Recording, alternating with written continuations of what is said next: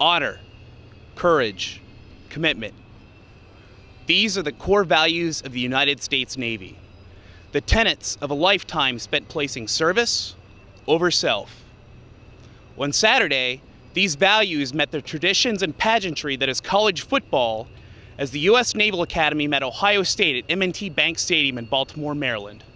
It was anchors away in Script, Ohio, but at the end of the day, the Buckeyes managed to score a 34-17 victory. First of all, thank our Buckeye Nation for supporting us the way they did.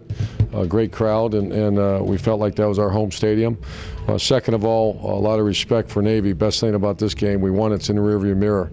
It seemed like we've been working on this thing forever. And what you saw a little bit throughout the course of the game was what I saw during practice, that, you know, every once in a while they're going to get one on you because they execute so well. The quarterback's a heck of a player.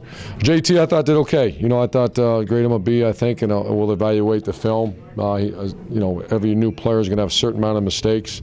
We wanted it to open up a little bit more in the first half, and we didn't. It wasn't because of him. It was because our offensive line, we had a couple mistakes in there, penalties and sack, and we just can't do that. So obviously with the team we have playing next, we have a lot of work to do, but we'll take this win. I'm very proud of our guys for fighting through, you know, the second half and doing what they did. A prime example of the breakdown in the offensive line was 5 minutes into the third quarter on a hurry-up 4th and 1 situation. The line collapsed at the point of attack, which allowed Navy junior defensive end Will Anthony to penetrate the backfield and tackle ball carrier sophomore running back Ezekiel Elliott for a 2-yard loss to force the turnover on downs.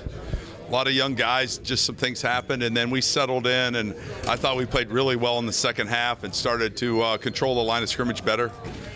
Good defensive team, though.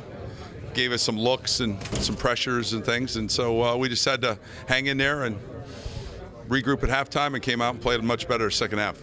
Up next, Ohio State heads back to Columbus, Ohio for the home opener against Virginia Tech under the newly installed lighting system at Ohio Stadium. Kickoff is scheduled for 8 p.m. Until then, reporting for Lantern TV, I'm Aaron Yerian.